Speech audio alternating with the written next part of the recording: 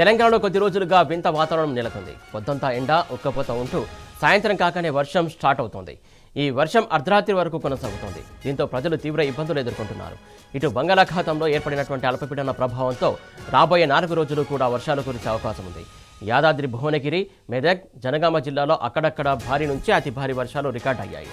అలాగే భద్రాద్రి, కొత్తగూడెం, కామారెడ్డి, ఖమ్మం, రంగారెడ్డి, వికారాబాద్, వరంగల్ జిల్లాలో కొన్ని చోట్ల భారీ వర్షాలు కురిశాయి.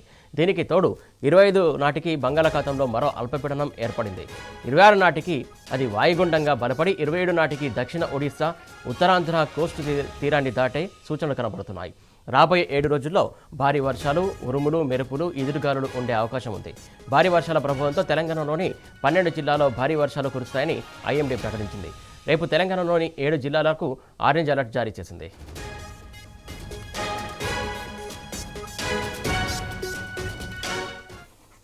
దీనికి సంబంధించి తాజా అప్డేట్స్ మా కరెస్పాండెంట్ అరవింద్ అందిస్తాడు. అరవింద్, చెప్పండి. సురేష్, ఏదైతే తెలంగాణ రాష్ట్ర వ్యాప్తంగా మరియు హైదరాబాద్ లో ప్రధానంగా చూసుకుంటే కొన్ని చోట్ల భారీ వర్షం కురుస్తుంది, మరి కొన్ని చోట్ల తేలికపాటి వర్షం కూడా కురుస్తుందని ఇప్పటికే వాతావరణ అధికారులు హెచ్చరికలు కూడా జారీ చేశారు. ప్రధానంగా బంగాళాఖాతంలో ఏర్పడిన అల్పపీడ కారణంగా తెలంగాణ రాష్ట్రం పైన ఈశాన్య గాలులు ఎక్కువగా ఉండడం వల్ల ఇప్పటికే తెలంగాణ రాష్ట్రం పైన భారీ వర్షం కూడా కురిసే అవకాశాలు కూడా ఇప్పటికే అది వాతావరణ అధికారులు హెచ్చరికలు కూడా జారీ చేశారు. అది 25, 26, 27 3 రోజుల పాటు కూడా తెలంగాణ రాష్ట్రంలో భారీగా వర్షాలు పడతాయి. అటు ఉత్తర తెలంగాణ కానీ ఇటు ఈశాన్య, ఇటు పశ్చిమ తెలంగాణలో కూడా కొన్ని చోట్ల భారీ వర్షాలు కూడా కురుస్తాయని ఇప్పటికే వాతావరణ అధికారులు హెచ్చరికలు కూడా జారీ చేశారు. ప్రధానంగా హైదరాబాద్ లో చూసుకుంటే మాత్రం మోస్తారు వర్షం నుండి తేలికపాటి వర్షం ఉంటుంది. అంటే తెలంగాణ రాష్ట్ర వ్యాప్తంగా కూడా కొన్ని చోట్ల భారీ వర్షాలు కురిస్తే, కొన్ని చోట్ల తేలికపాటి నుండి మోస్తారు ముసురు వర్షం టైప్ కూడా ఉండే అవకాశాలు ఉన్నాయని కూడా ఇప్పటికే వాతావరణ అధికారులు హెచ్చరికలు కూడా జారీ చేశారు. మరి ఏదేమైనప్పటికీ చూసుకుంటే బంగాళాఖాతంలో ఏర్పడిన అల్పపీడన కారణంగా ఇది భారీ వర్షం కూడా కురిసే అవకాశాలు ఉన్నాయని కూడా చెప్పారు. అటు గ్యాంగ్టక్, వెస్ట్ బెంగాల్ తీరం సమీపంలో కేంద్రీకృతమై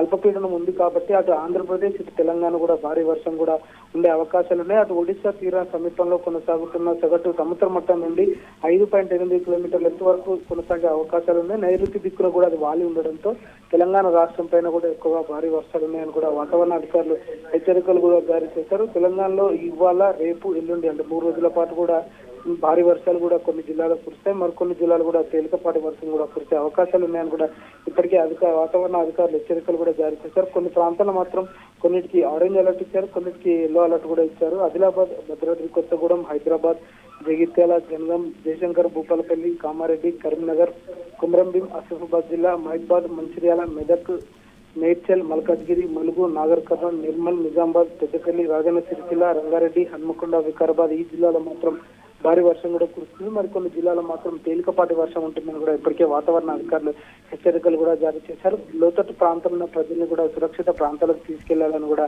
ఇప్పటికే ప్రభుత్వం తరఫు నుండి కూడా ఆదేశాలు రావడం జరిగింది. జిల్లా కలెక్టర్లు కూడా అప్రమత్తమై ప్రతి ఒక్కరు కూడా అలర్ట్ చేసి లోతట్టు ప్రాంతాలు ఉన్నవారు మరియు ఎవరైతే ఎలక్ట్రిసిటీ డిపార్ట్మెంట్ కు అటు జిహెచ్ఎంసీ కానీ మరి అటు హైడ్రా అధికారులు కానీ అందరూ సమీక్షించి ప్రజలకు ఎలాంటి ఇబ్బంది కలగకుండా కూడా చేయాలి. హైదరాబాద్ లో కొద్దిపాటి వర్షానికే వరదలు ముంచుకొస్తాయి. వాళ్ళు లోతట్టు ప్రాంతాల్లో నీరు చేరుతుంది కాబట్టి ప్రజలకు అలాంటి ఇబ్బంది కూడా కలగొద్దు. అరవింద్, ఐఎండీ ముందస్తుగానే హెచ్చరికలు జారీ చేస్తుంది ప్రతిసారి. కాకపోతే ఏదైతే అధికారులు కావచ్చు, లేకుంటే ప్రజల్ని అలర్ట్ చేయడం కావచ్చు, చేయడంలో అధికారులు పూర్తిగా విఫలమవుతున్నారు అనుకోవచ్చా? మొన్నటి వరకు చూసామా చాలా చోట్ల.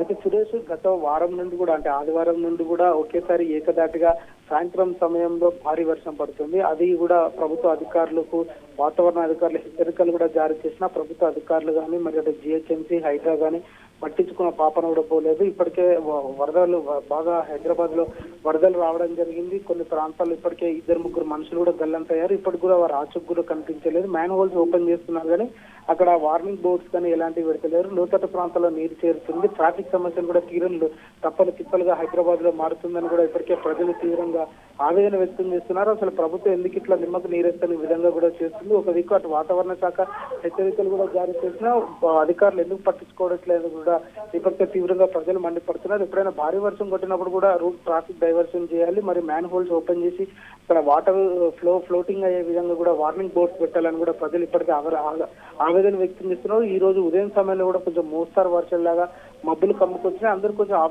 ఆఫీస్ వెళ్ళారు. కానీ ఇప్పుడు తిరిగి వచ్చే సమయంలో కూడా కొన్ని ప్రాంతాల్లో భారీ వర్షం పడుతుంది, కొన్ని ప్రాంతాల్లో తేలికపాటి వర్షం పడుతుంది.